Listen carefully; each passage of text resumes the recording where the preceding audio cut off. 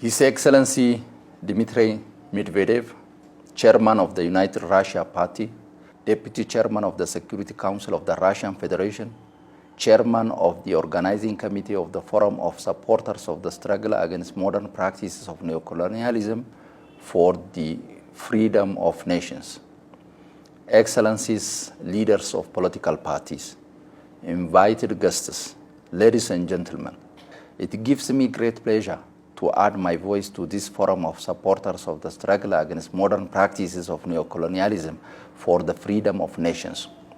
It is indeed befitting that we are today reflecting on the need to join hands in our common struggle against modern practices of neocolonialism. Our common goal should ultimately be ensuring the much needed political space that we require to charter our development path independently. Our continent, Africa, has unfortunately remained subjected to colonialist and neo-colonialist tendencies. Ethiopia, fortunately, remained an ancient and free state in Africa and the oldest continuously independent country on the continent. It has always stood as a symbol of African political aspirations. Our proud history and unwavering commitment demonstrate that we have stood for African freedom, independence, dignity, and self-respect. However, this independence is not without sacrifice. Italy has attempted to colonize Ethiopia. Against all odds, the Ethiopians defeated the Italian army in one of the greatest battles in the history of Africa, the Battle of Adwa in 1896. The Ethiopian victory at Adwa blew apart the theoretical rationale that the colonial policy used to legitimize its actions. The Adwa victory shattered the myth of European invincibility and superiority. Again, Italy attempted to colonize Ethiopia and avenge its earlier defeat.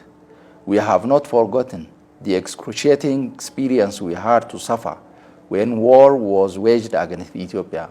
We remember how trustingly we placed our faith in the good intentions of the League of Nations and how that trust was betrayed, because the leading nations within the League used the organization as an instrument of vacillation to cover their acceptance of Italy's imperialism. His Excellency Dmitry Medvedev, Excellencies, ladies and gentlemen, as we speak today, the legacy of colonialism has cast a long shadow over the continent, with neo-colonial practices posing significant obstacles to sustained socio-economic growth and self-determination. We still struggle to pursue preferred development paths without interference from neo-colonial actors. The international system is purposefully designed to favor the few at the expense of the rest. The intricate dynamics of neo-colonial control in Africa have been demonstrated in the form of economic dominance, political interference, cultural subjugation, and power imbalances. In the same vein, foreign aid, trade, multinational corporations, and international financial institutions are employed to perpetuate neo-colonial practices. These means and mechanisms enable the former colonial powers to exert indirect influence over Africa's economic and political landscape, impeding genuine progress. That is why we need to form a solid alliance to realize a world where we feel free. Despite the concerted efforts to undermine Africa, we have proved to be resilient. With the leadership of the Prosperity Party, my country, Ethiopia, has chartered its path towards prosperity. We incorporated self-sufficiency and a green legacy as primary goals. We are focused on cooperation, coordination, and collaboration to change the lives of our people. That is why we demand the freedom to choose our development path without any external interference. We can all agree that Africa's independence following decolonization has not translated into genuine autonomy and self-sufficiency.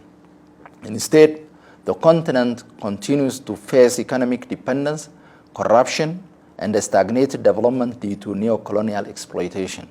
The exploitation of Africa's vast natural and human resources, unequal trade relationships, and support for regimes that are disloyal to their people and country have all contributed to the continent's ongoing struggles.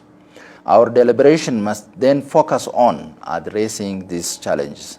We need to promote fair trade practices, empower nations to regain control over their resources and economies, promote regional integration and cooperation, strengthen governance and institutions, and foster a more equitable global economic order. Prosperity Party believes that we can achieve genuine economic growth, social progress, and self-determination by countering neocolonial practices and fostering sustainable development.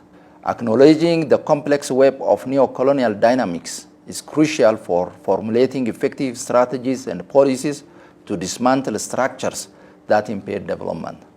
The Prosperity Party and the government of Ethiopia are ready to collaborate with like-minded political parties and governments in the formulation of a fair and just international system where we all feel free to pursue our path to prosperity.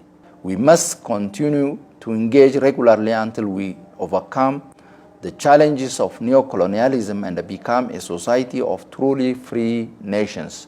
I thank you.